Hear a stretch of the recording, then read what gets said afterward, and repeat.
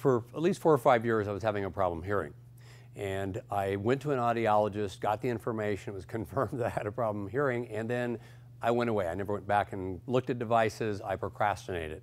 And as the condition seemed to get worse, I would go to the theater or a sporting event, and I would have a hard time hearing what was going on. My wife would complain about it because she'd always say, oh, which is your good ear? And at family gatherings, people would say, well, Dad's not hearing. So it was finally time that I did something about it, and I came to Dr. Mattson's office. For one thing, if people don't hear you, you get angry. I mean, it's frustrating, and people don't know why you're upset.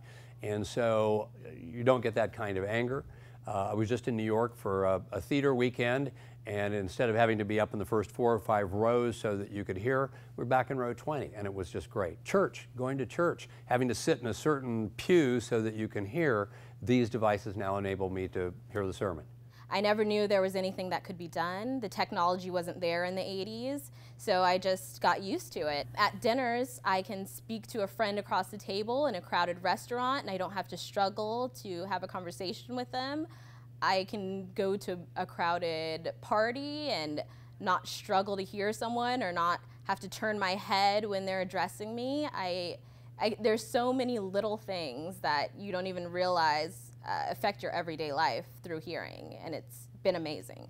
They're behind my ear and they're tiny, and there's a little wire that goes in my ear, and it's not noticeable. I can hear birds chirping. I couldn't do that. There's so many things I can do today that I hear on the outside world. I can talk my cell phone. I never could do that. The day that I got my new hearing aids, I was walking down the steps to go to the car. My husband's behind me with his hand in front of his face and started talking to me. And I could hear him. I mean, and I cried then because I was always saying, what'd you say? What'd you say? So I wished I had done this years before. I have 2 implants now. We got things worked out, and I love it.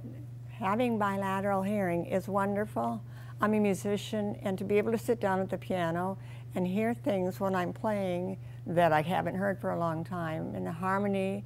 And I went to the symphony a couple of weeks ago, and it makes a big difference. I could hear the horns. I could pick out the horns and all the 2 instruments as they came on, and in fact, when I first got this and I was hooked up to it, I went home and I sat down at the piano and I started to play, and the tears just rolled. I could not hold it back. It was so awesome. When I first had the hearing aids put in, I just absolutely couldn't believe what I was hearing.